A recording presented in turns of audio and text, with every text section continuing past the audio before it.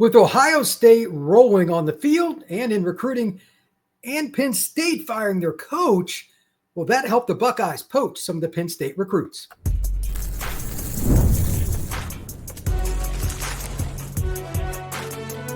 You are Locked On College Crossover, part of the Locked On Podcast Network. Your team every day. Welcome on into this crossover edition of Locked On the Portal and Locked On Buckeyes. I am Brian Smith, your longtime recruiting analyst here on the Locked On Podcast Network. Appreciate you stopping in. We're going to be talking all things Buckeyes recruiting, national title run, Jeremiah Smith, and above all else, poaching recruits from Penn State now that James Franklin is no longer at Penn State. I think there's going to be some of that. We're going to talk about specific recruits in the class of 27. 26 is certainly open as well. And to help me do all of that, Mr. Jay Stevens, Locked On Buckeyes. How we doing, brother? Doing well, Brian. Doing well. A lot better than Penn State, and maybe not James Franklin. He got a big payday once he got fired. So I don't know if I'm doing better than him, but pretty good to be here with you. And I feel sorry for Penn State fans because they're going through it right now. Oh, brother, that's got to be rough. I mean, they literally were on the verge of being ranked number one, and then 2 weeks later, you're firing your coach. Yeah. Like, I've never even heard of something like that, let alone witnessed it. No. I mean, seriously, that is the most bizarre 14 days in college football history. Never seen anything like it. I mean, if they win the Oregon game somehow, I wonder what would have happened if they went and lost the next two. How would they have done that? That would have been – because they were really, really, really close to winning the Oregon game. They're literally one Drew Aller mistake. Like, if he just threw the ball away instead of throwing an interception, they could have won the game. Because 100%. It wasn't like that was like a 2-point conversion. They could have still drove down the field, down the 25 yards to score. And now he's hurt. He's done for the year. And so they got so much going on that's not looking too good for them over there in Happy Valley. Well, the reason I brought them up at the beginning of the show is very simple.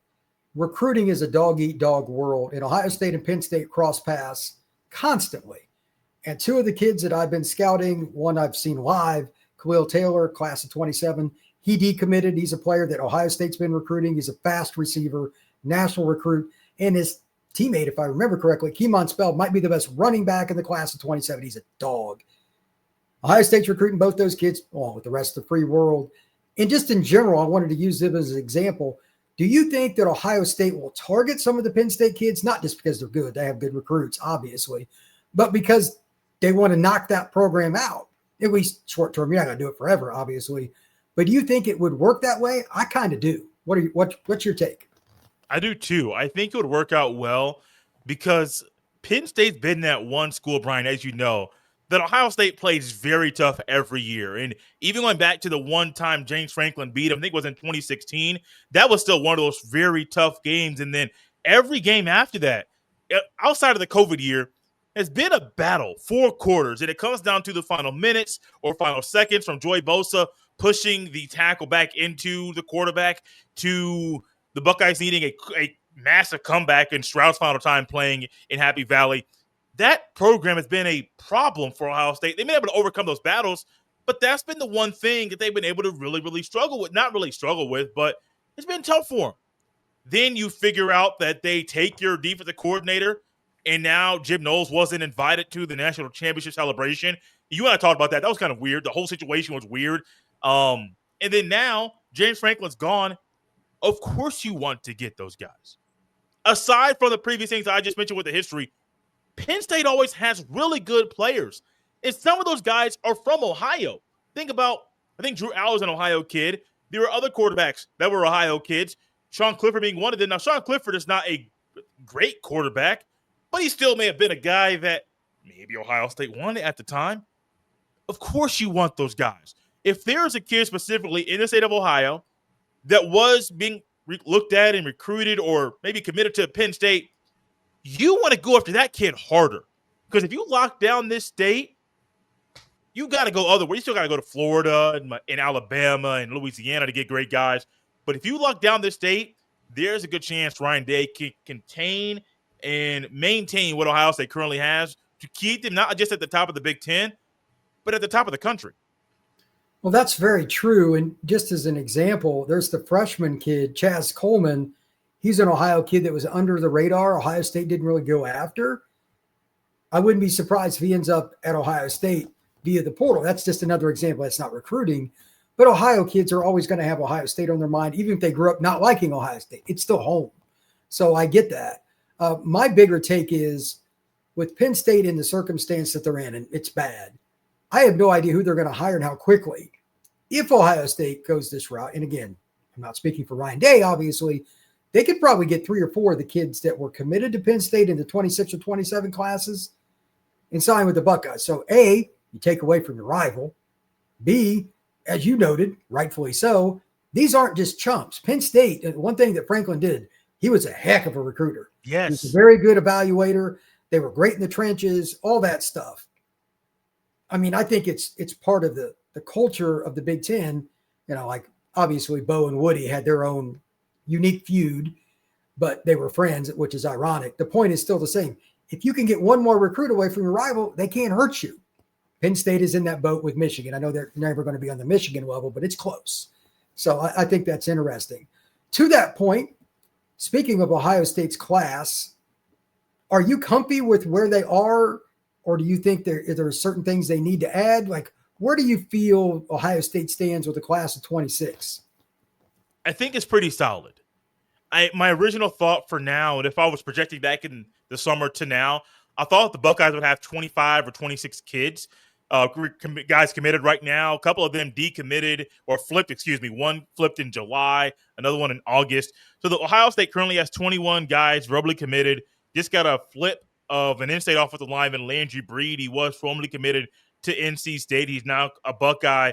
The only areas that I think Ohio State still need to fill, Brian, are defensive end. They only have one edge currently committed. They don't have any tight ends committed right now. And I would look into one more corner, possibly 2, but that'd be it. Everything else is I'm pretty comfortable with. Got 2 safeties, 2 linebackers, 3 D tackles, a quarterback, a running back. You got 5 receivers and 5 offensive linemen. I'm pretty comfortable with everything else.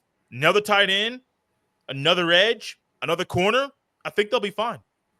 All right. When we come back, we're going to dive more into that and why Ohio State recruits at this elite level, because they've been doing it my entire life, and it's a pretty fascinating conversation. That is next here on this crossover. Today's show is brought to you by Wayfair. The holidays are going to be here before you know it, which is exciting, but getting your home ready for guests and celebrations can feel like a lot. Maybe your serveware needs a refresh, or the guest room could use some new bedding. Wayfair has everything you need to get your home holiday ready. Christmas trees, wreaths, bedding, cookware, outdoor inflatables. It's your one-stop shop for every room in your home. Wayfair makes it easy to personalize your home for the holidays with a huge selection for every style and every budget. And with the free and easy delivery, even on the big stuff, you can get everything you need without the hassle of huge delivery fees. For me, when I was growing up, I always liked all the different Christmas decorations my mom put up. You can get all that stuff right there on Wayfair. Get organized, refreshed, and ready for the holidays for way less. Head to wayfair.com right now to shop all things home. That's wayfair.com. Wayfair, every style, every home.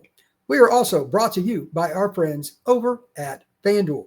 The NFL season is here, and FanDuel has an offer you don't want to miss.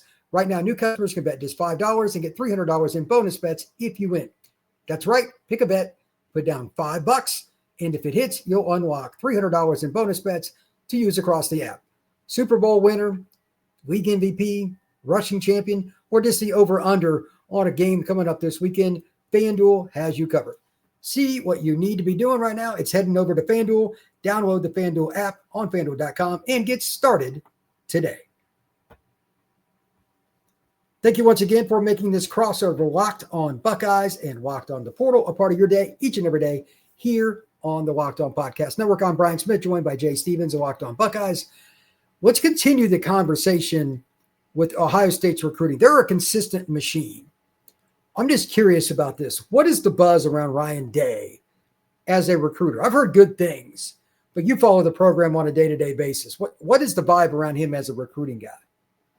He's a guy people trust.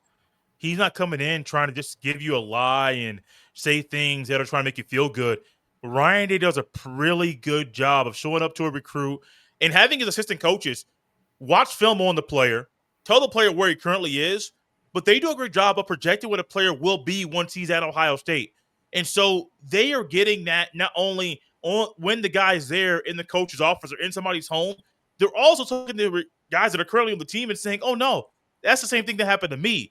And Ryan Day is doing a great job of not only being a great recruiter himself, he hires great recruiters.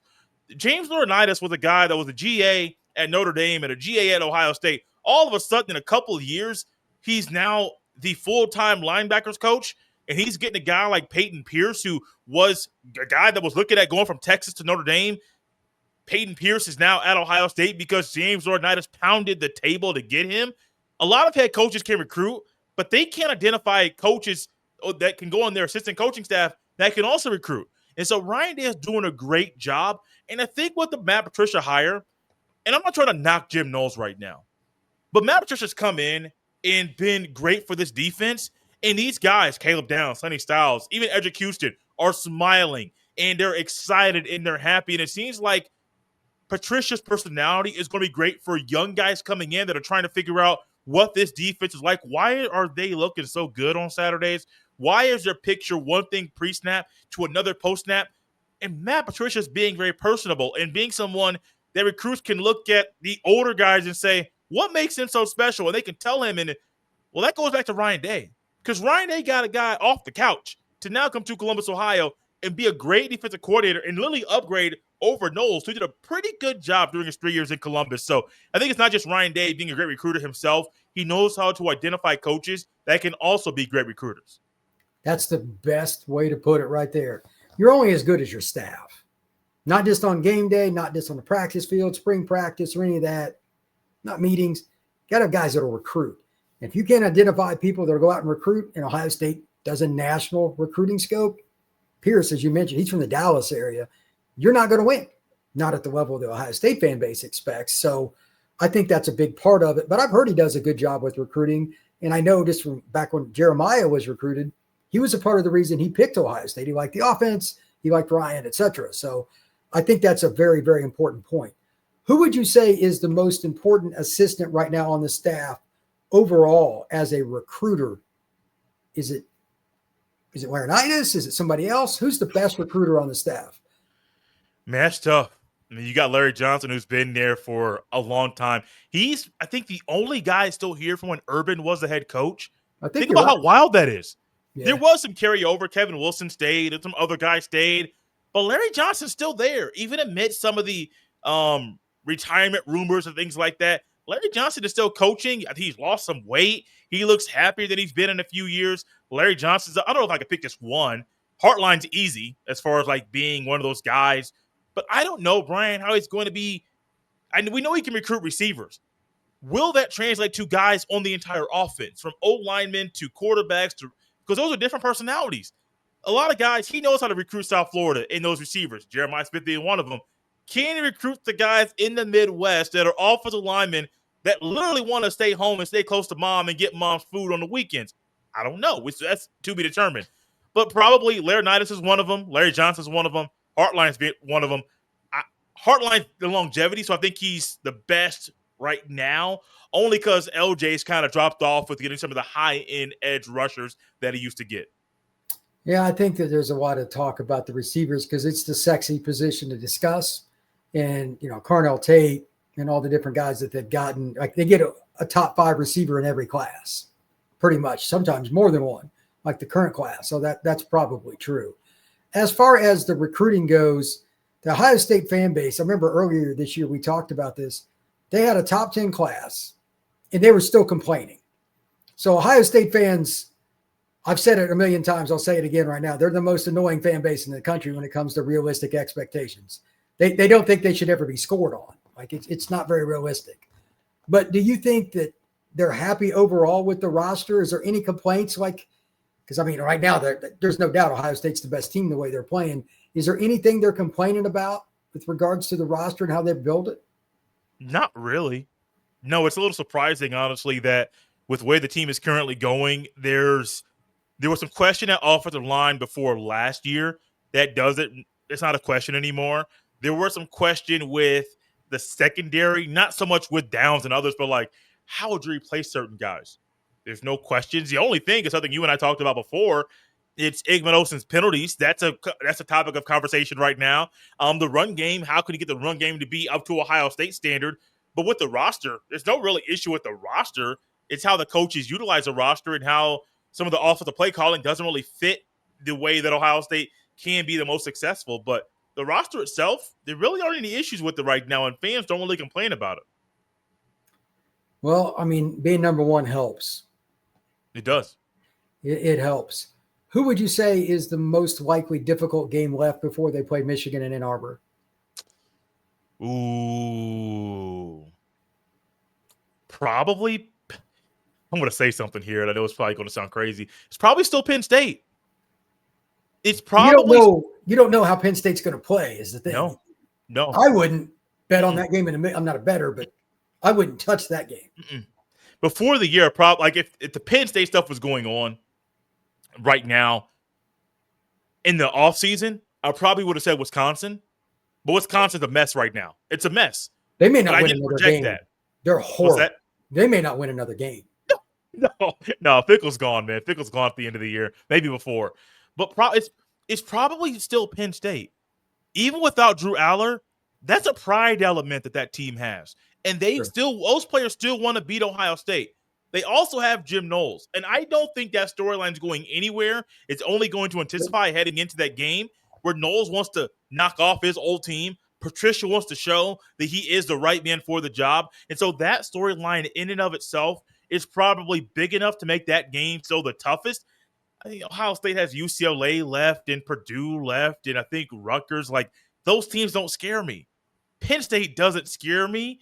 It's the unknown. You don't know what's going to happen. If they still had Bo Pribula, we'd have a different conversation right now. And I don't think James Franklin would be fired. I really don't. But it's weird, man. It's probably still that Penn State game. When we come back, we're going to talk a little more about that, the impact of Jeremiah Smith, because I think he not only impacts the Buckeyes on the field, I think their image and recruiting are impacted. And can the Buckeyes go back-to-back? That is next here on this crossover. Today's show is brought to you by Game Time. College football is in the middle of the season, and it couldn't be more exciting. The tailgates, the rivalries, and all the energy in the stands, there's nothing quite like college football. But let's be real. Actually, getting tickets can feel like a battle within the game itself. Endless queues, hidden fees, prices jumping at you at the checkout that you didn't expect. That's why I use Game Time, the app that actually gives you the advantage back to you, the fan, and not to the people taking your money. For me, I always hated when you get a price that you see, then you take it to the register, and then it's not the same. With Game Time, the price you see at the beginning right there on your phone or on your tablet is what you will get. And you get the seat view. You tap on it, you click on a ticket, you can see where your seat is in that arena, that stadium, right from your phone. So take the guesswork out of buying college football tickets with Game Time. Download the Game Time app, create an account, and use code LOCKEDONCOLLEGE for $20 off your first purchase. Terms apply. Again, that's promo code LOCKEDONCOLLEGE for $20 off. Swipe, tap, ticket, go. Download the Game Time app today. Thank you once again for checking us out here on this crossover, Locked On Buckeyes and Locked On the Portal. One of my favorite all-time players to talk about is a Buckeye. That's Jeremiah, because he was always so good to us in the recruiting media before he took off for Ohio State. How much impact do you think he has from an image standpoint? I mean, it's still Ohio State with or without Jeremiah, but do you think they're elevated as a program in terms of media and everything because he has kind of like an aura around him, or am I off on that? No, you're spot on. I think when you get a player like Jeremiah Smith that is so unique, and let's just talking about him being an elite athlete, an elite player. He's wired differently, Brian. You knew this when you met him, sophomore, freshman year of high school. You realized there's something different about him. Ryan Day talks about that, his drive, his determination, that you don't have to push him. He pushes himself, and he wants to go harder than everybody else every single day, and so he is the best. That type of mentality rubs off on everybody. Ennis, Tate, Sand, all these guys want to push themselves harder because the best player in the country is at Ohio State, and he's also pushing himself harder every single day. And I think recruits see that. I think recruits see how Ryan Day is pushing the program and how he's managing the program, but Ryan Day also doesn't have to motivate some of these guys because they're doing it themselves. And if they say, well, if they're pushing themselves like this and they're making millions of dollars in college and they're going to be future first-round picks, well, they are laying down the blueprint for guys in the 26 class, 27 and beyond that you can do this too. You can come to Ohio State. You can push yourself super hard, be your own motivator, and go harder than everybody else. And you can just let everything else fall where it's going to fall. The money's going to come. The draft pick's going to come. But Jeremiah Smith is not only a great player, I think his influence with the program is also a big reason why his brother committed to Ohio State, because he sees what big bro's doing. He's like, man, I want to be like that at that same place. They're pushing him. I want them to push me too. Yeah, I think he does set a standard. When people ask me about when I covered him or if it comes up in conversation, this is the simple story that I tell. For people that don't know, Jeremiah is the most quiet guy on planet Earth. He doesn't say boo. He's an introvert. When he would work out before a 7-on-7 or before a game, he would literally be 5 feet from me, but like he couldn't even see me. He would be doing his workout, and if you spoke to him, he'd say something, but he didn't see anybody. He just does what he does. He's always in workman mode, and he doesn't bother nobody. He just does his own thing. That's it. He carried himself like a 10-year NFL vet as a 16-year-old. Very unusual to see that. Usually the guys that think they're real cool with the headphones on and stuff suck. Jeremiah knew the part, looked the part, and worked the part. He would take his shirt off, go put his headphones on, and go stretch. Everybody just left him alone. He did his own thing. And he was just different than everybody else. And we all knew that like he was going to be an NFL player one day, but he just keeps raising the bar with some of the great plays that he makes. And it's almost comical. Like the Big Ten's good, but there isn't a whole bunch of great DBs this year in the Big Ten from what I've seen. I imagine he's pretty bored. I'd love to see some of the Ohio State practices because at least him and Downs can battle, etc. But he's so big, I don't even think Downs could probably handle him all that much. So I'm curious to see when he gets to the NFL. I think he'll be a top 10 NFL player within the first 2 years he's in the league, if not the first year. I don't think anybody could really cover him. So that brings up the very last topic, but it's the most important. Can Ohio State go back-to-back, and what are the obstacles to doing that? Obviously, staying healthy is number one. That's the low-hanging fruit. Jeremiah gets hurt, all bets are off. You know what I mean? Like that kind of stuff's out the window. What do they have to do to stay on track to win the national title? Any concerns that you have or anything they need to work on? It's weird because I want to say there are concerns, but the concerns are things that with where you currently are in the season, they're not truly concerns. They're just things you're going to work through every single week. So just keep playing Buckeye football. And as weird as that sounds, what Ohio State has shown the first 6 games of the year is that they have a defense that can slow anything down. From a dual-threat quarterback in DeMond Williams to an inexperienced quarterback in Arch Manning to a very experienced quarterback in Luke Altmaier. They can slow anything down. So the defense is fine. You could be looking at one of the best defenses you have seen, Brian, in the past 10 years. And I'm not joking with how good this defense is. Offensively, Julian Sand has the goods, and I'm not saying he's the best QB in the country. I'm not going that far. But I think he has shown strides and taken strides every single week to get better. You talk about bored, Brian. Man, I'm watching Jeremiah Smith and Cardinal Tate run some of these routes and catch some of these passes. They look bored. They literally look bored. It's like, this is too easy. And I say that into my head all the time with some of these routes. Jeremiah catching the ball on the sideline. The DB is like 5 yards from him. And Jeremiah catches the ball, goes out of bounds, and he's like, okay, cool, next play. But there's nothing other teams can do to slow him down or Cardinal Tate. These two dudes, Cardinal Tate's blowing himself up to being a guy that's going to be a future first-round pick. The only concern maybe is the run game and Hartline's play calling. That's it. But I think over the next few weeks, they'll work those things out. The only issue – Go ahead. My bad. Go ahead. The only thing I wonder is – if they happen to meet Miami in the playoff before the national championship, how that's going to go. Oregon, I think they'll beat Oregon. I think Indiana could give them a game. I think Ohio State's better for a 4-quarter battle. Miami is the only team that kind of concerns me. But once again, that defense is so good. I think they'll control and contain the Hurricane offense. I think there are several other teams we're still trying to figure out, like A&M. They were Yep. awful at the beginning of the year defensively. They were terrible. Now they're pretty good. So there's still teams evolving. And I hate saying this word out loud. Injuries will dictate who wins. Yeah. More often than not. That's the other thing. There's still going to be some guys that get banged up. It is what it is. You mentioned the run game a second ago. Who's your favorite running back right now for the Buckeyes and why?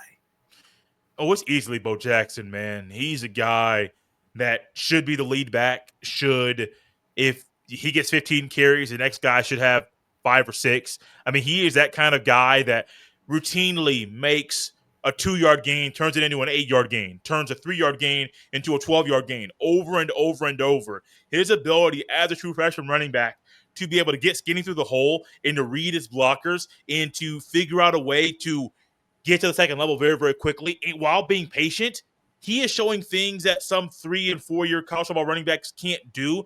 Donaldson's a really good back. Donaldson's solid, but he doesn't have some of the elite traits that Bo Jackson already has. The one thing that kind of trips Bo Jackson up is that he's a true freshman. He's literally learning this stuff on the fly, but he's doing it so well. He's the guy that I think should not only start, he should get the bulk of the carries. I don't think Ohio State should use a 3-back system anymore. They've been using it 3 backs all year. I think it sets this offense back. Give Bo Jackson the bulk of the carries, make Donaldson your short yardage back, and let everything else fall where it's going to fall. I'm going to guess there's 2 reasons for it. Number one, they don't trust him in pass pro. Most freshman running backs aren't bad at pass pro. They're awful. That's generally that rule.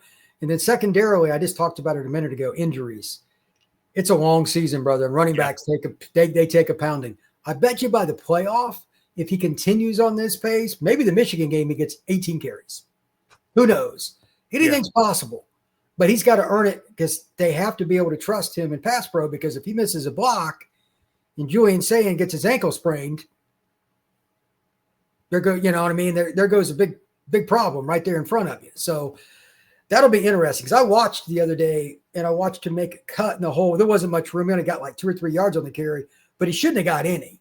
And I'm like, for a bigger guy, he's pretty agile. And I knew he was strong and fast, but if you could make the first guy miss and you have the kind of frame that Bo Jackson does, then you can be a really, really good player. And he's still feeling it out. But I think by the end of the season, we're going to see a different version of him. He's gaining more and more confidence, screen game, pass pro, all that.